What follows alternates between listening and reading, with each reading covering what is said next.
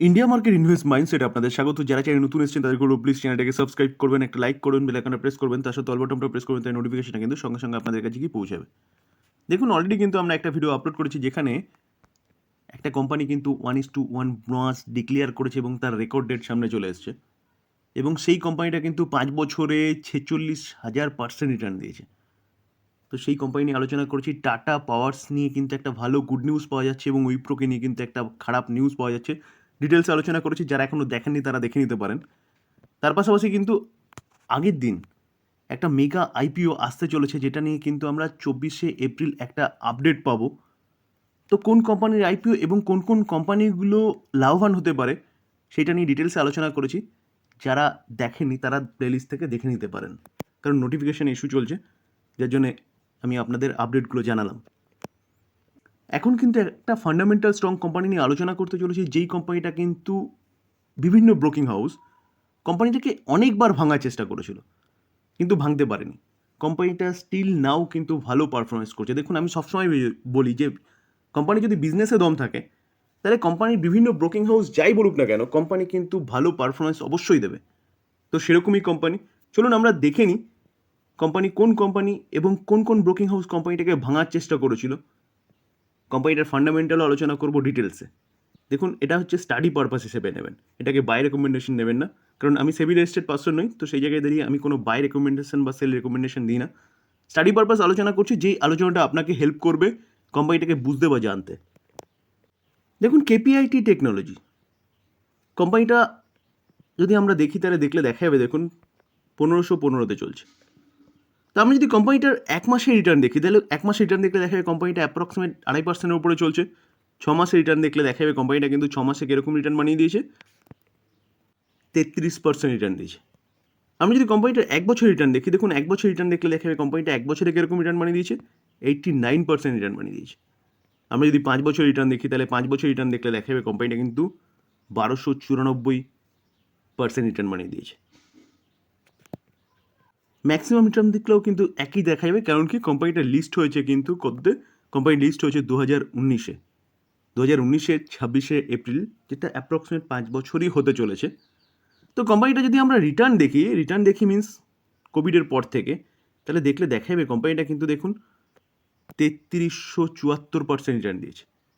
তো কোম্পানিটা এই জায়গা থেকে এত ভালো রিটার্ন জেনারেট করে দিয়েছে, কেন দিয়েছে সেটা নিয়ে আলোচনা করব। তার আগে দেখে নিই কোম্পানিটাকে কিন্তু অনেকবার ভাঙার চেষ্টা হয়েছে। চলুন দেখি সেই নিউজটা। দেখুন, এই আর্টিকেল দেখলে দেখা যাবে কেপিআইটি টেকনোলজি এই কোম্পানিটাকে কিন্তু জেপি মর্গান হচ্ছে বিদেশি ব্রোকিং হাউস, তারা কিন্তু 50% ডাউনগ্রেড অর্থাৎ পড়ার কথা বলেছিল। কতদিনে? 12 মাসে। অর্থাৎ তারা কিন্তু এক বছরের টার্গেট দিয়েছিল কততে, কোম্পানিটা 50% পড়বে। তো দেখে নিই। দেখুন, এই যে নিউজটা আমরা আলোচনা করছি সেটা কবেকার নিউজ, এটা কিন্তু 20 জুলাই। এই সময় কিন্তু তারা একটা রিসার্চ রিপোর্ট বের করেছিল, তাতে বলছিল যে কি কোম্পানিটা কিন্তু 50% পড়তে পারে। তখন কোম্পানিটা 1200 এরকম কাছাকাছি চলছিল, 1200 1100 1200-এর মধ্যেই চলছিল। দেখুন, তারা কিন্তু টার্গেট দিয়েছিল, দেখুন তাদের টার্গেট প্রায় 50% ডাউন সাইডের কথা বলছিল এবং টার্গেট দিয়েছিল 540। তো সেই টাইম পিরিয়ডে যদি আমরা দেখি তাহলে দেখলে দেখা যাবে কিন্তু কোম্পানিটা এখান থেকে আরও উপরে উঠেছে। কোম্পানিটা কিন্তু নিচে আসেনি। কেন নিচে আসেনি? কারণ কোম্পানিটা বিজনেসে কিন্তু সেরকম দম ছিল স্যার। এখন সেই জেপি মর্গান আবার কী বলছে, চলুন সেটা দেখি।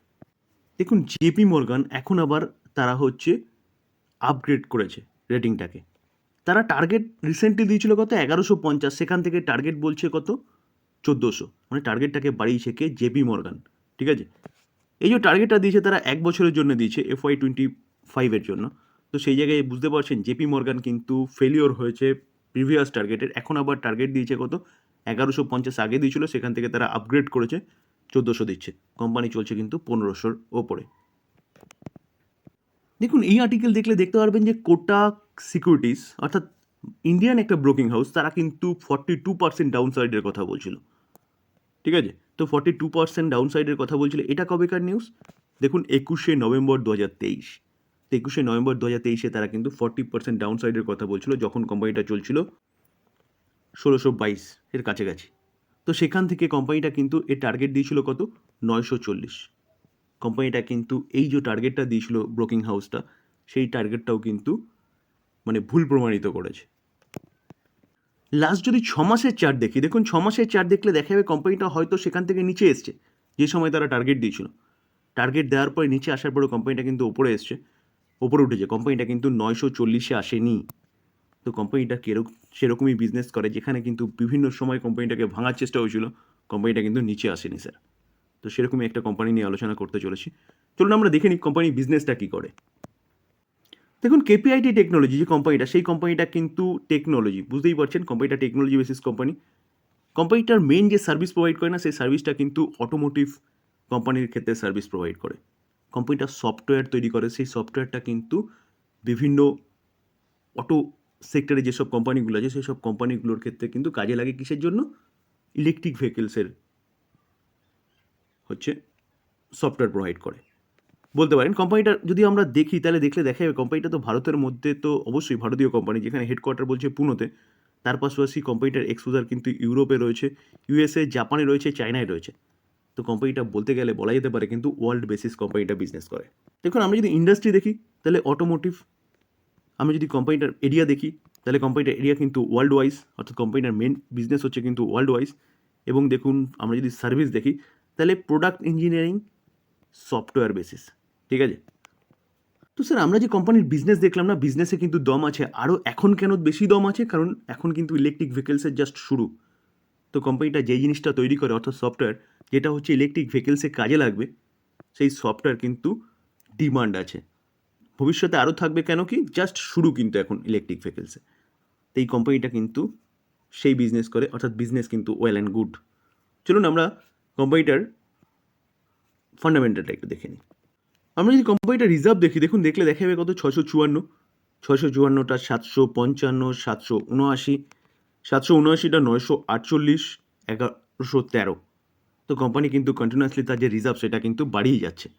দেখুন লং টার্ম বোরিং কিন্তু 0.23 কারোর, এবং শর্ট টার্ম বোরিং যদি দেখি তাহলে শর্ট টার্ম বোরিং দেখলে দেখা যাবে 0.38 কারোর। শর্ট টার্ম বোরিং নিয়ে ভাবার কিছু নেই। তো অ্যাপ্রক্সিমেট বলতে পারেন যে কোম্পানিটা বোরিং তেমন কিন্তু নেই, ডেট ফ্রি বলা যেতে পারে, ঠিক আছে। আমরা যদি ক্যাশ অ্যান্ড ক্যাশ ইকুইভ্যালেন্ট দেখি তাহলে ক্যাশ অ্যান্ড ক্যাশ ইকুইভ্যালেন্ট দেখলে দেখা যাবে কোম্পানির কাছে ক্যাশ রয়েছে কত, 94 কারোর। অর্থাৎ কোম্পানিটার যে ব্যালেন্স শিট দেখলাম না, সেই ব্যালেন্স শিট অনুযায়ী কিন্তু বলা যেতে পারে কোম্পানিটা কিন্তু 5 স্টার ব্যালেন্স শিট। আমরা যদি কোম্পানিটার রেভিনিউ দেখি, দেখুন 5 বছর আগে কত, 266, 978, 820, 820 2021-এ কিছুটা পড়েছিল, কারণ কোভিড ছিল, লকডাউন ছিল। তারপরে দেখুন 1258টা কত এসছে, 1558। তাহলে কোম্পানি কিন্তু কন্টিনিউয়াসলি তার রেভিনিউ সেটা কিন্তু বাড়িয়ে গেছে। আমরা যদি কোম্পানির প্রফিট দেখি, প্রফিট দেখলে দেখা যাবে দেখুন 5 বছর আগে 74, সেটা 178, 178টা 93 এসছে 2021-এ, যেখানে 2021-এ আমরা রেভিনিউ দেখেছিলাম কমেছিলাম, প্রফিটও কমেছে, কারণ লকডাউন ছিল। দেখুন 238টা 280।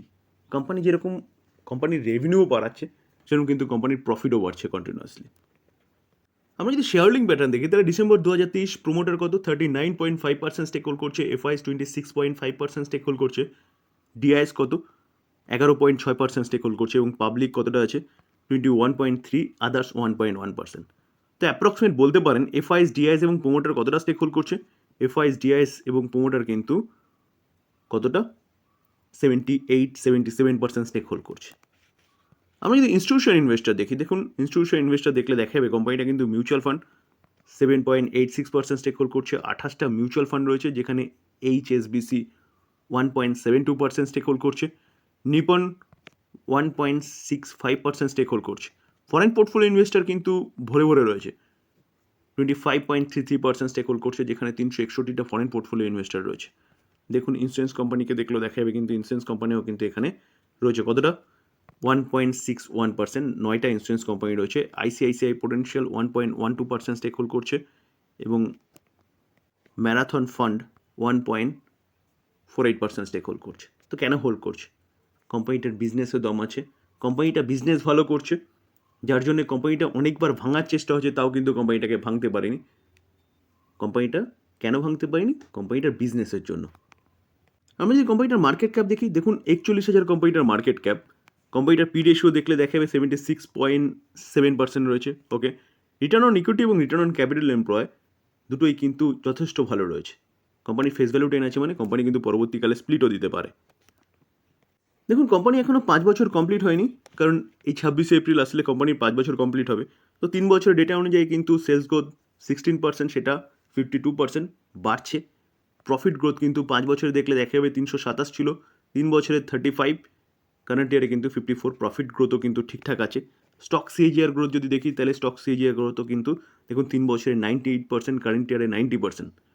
রিটার্ন অন ইকুইটি দেখলে দেখা যাবে 19 5 বছরে, 3 বছরে 21, কারেন্ট ইয়ারে বা লাস্ট ইয়ারে কিন্তু 26। রিটার্ন অন ইকুইটিও কিন্তু যথেষ্ট ভালো রয়েছে। কেপিআইটি টেকনোলজির যে যতগুলো প্যারামিটার দেখলাম, অর্থাৎ কোম্পানির বিজনেস ওয়েল অ্যান্ড গুড, কোম্পানির রিজার্ভ কন্টিনিউয়াসলি বেড়েছে, কোম্পানির প্রফিট এবং রেভিনিউ কন্টিনিউয়াসলি কিন্তু বেড়ে গেছে, কারণ কোম্পানি বিজনেস ভালো করছে, এ থেকে বোঝা যাচ্ছে। কোম্পানির শেয়ার হোল্ডিং প্যাটার্নও ঠিকঠাক আছে, কোম্পানির কিন্তু সেলস গ্রোথ বলুন, প্রফিট গ্রোথ বলুন, সব কিছু একদম পারফেক্ট রয়েছে। তো সেই জায়গায় দাঁড়িয়ে কিন্তু এই কোম্পানি নিয়ে চিন্তাভাবনা করা যায়, যেই কোম্পানিটা কিন্তু অনেকবার ভাঙার চেষ্টা হয়েছিল, কোম্পানিটা কিন্তু ভাঙতে পারেনি। তো এই কোম্পানি নিয়ে কিন্তু আপনি চিন্তাভাবনা করতে পারেন লং টার্ম ইনভেস্টমেন্টের জন্য। এই ছিল আলোচনাটা যদি ভালো লাগে, যারা চ্যানেল নতুন এসেছেন তাদেরকে বলবো প্লিজ চ্যানেলটাকে সাবস্ক্রাইব করবেন, একটা লাইক করবেন, বেল আইকনটা প্রেস করবেন, তার সাথে অল বাটনটা প্রেস করবেন, তার নোটিফিকেশনটা কিন্তু সঙ্গে সঙ্গে আপনাদের কাছে কি পৌঁছাবে। থ্যাংক ইউ, ভালো থাকবেন।